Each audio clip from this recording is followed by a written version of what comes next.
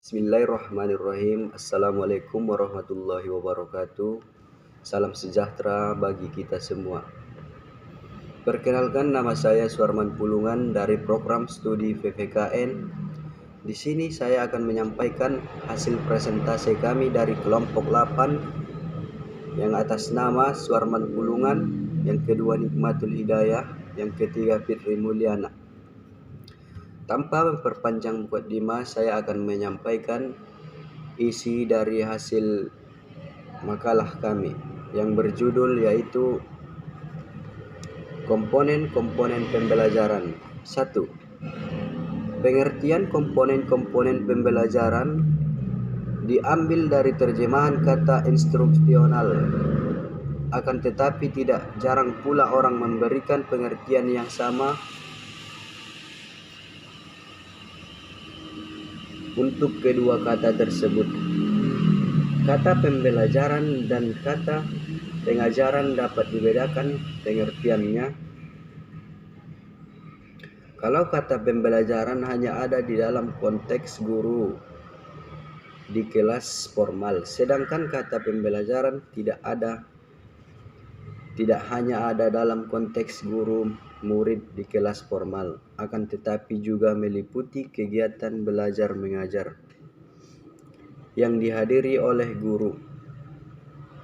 Secara fisik, di dalam kata pembelajaran diletakkan pada kegiatan belajar siswa melalui usaha-usaha yang terencana dalam memanipulasi sumber-sumber belajar agar terjadi proses belajar dengan definisi seperti ini. Kata pengajaran lingkupnya lebih sempit dibandingkan kata pembelajaran. Baiklah, saya akan menyambung video dari Saudari Suarman. Yang pertama adalah teori, yaitu seperangkat konstruk atau konsep definisi atau profesi yang saling berhubungan. 2. Konsep merupakan definisi singkat dari sekelompok fakta atau gejala. 3. Generalisasi, yaitu kesimpulan umum berdasarkan hal-hal yang khusus. 4. Prosedur, yaitu langkah-langkah yang berurutan dalam materi pembelajaran yang harus dilakukan peserta didik. 5. Prinsip, yaitu ide utama. 6.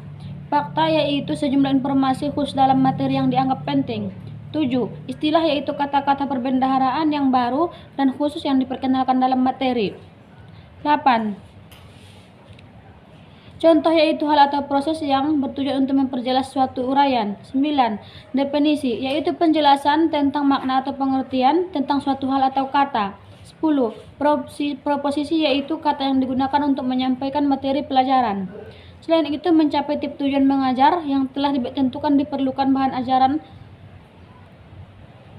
tetapi tidak cukup hanya isi atau bahan ajar yang dipikirkan dalam kegiatan pengembangan kurikulum.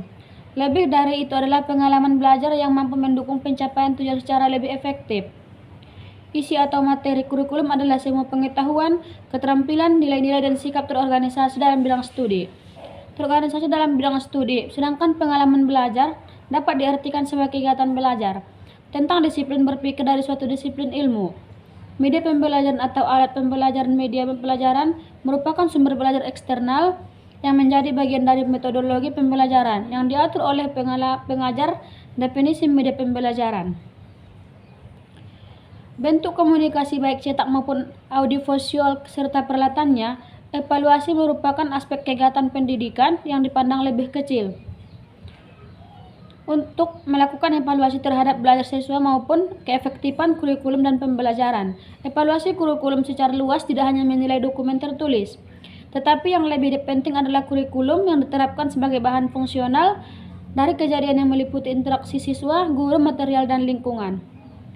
Maka dari itu, kesimpulan pembelajaran adalah adanya interaksi yang terjadi antara si belajar dengan lingkungan belajarnya, baik itu dengan guru, teman-temannya, tutor, media pembelajaran, dan atau sumber-sumber belajar yang lain. Sedangkan ciri-ciri lainnya dari pembelajaran ini berkaitan dengan komponen-komponen pembelajaran itu sendiri, di mana di dalam pembelajaran akan terdapat komponen-komponen sebagai berikut: komponen-komponen kurikulum, materi atau bahan ajar, metode, media, alat pembelajaran, evaluasi, anak didik siswa, dan adanya pendidik guru. Kesimpulan dari hasil makalah kami ini ialah Pembelajaran adalah adanya interaksi yang terjadi antara si pembelajar dengan lingkungan belajarnya, baik itu dengan guru, teman-temannya, tutor, media pembelajaran, dan atau sumber-sumber belajar yang lain. Sedangkan ciri-cirinya dari pembelajaran ini berkaitan dengan komponen-komponen pembelajaran itu sendiri, di mana di dalam pembelajaran akan terdapat komponen-komponen sebagai berikut. Komponen kurikulum, kurikulum materi atau bahan ajar, metode, media atau pembelajaran, evaluasi anak didik atau siswa, dan adanya pendidik atau guru.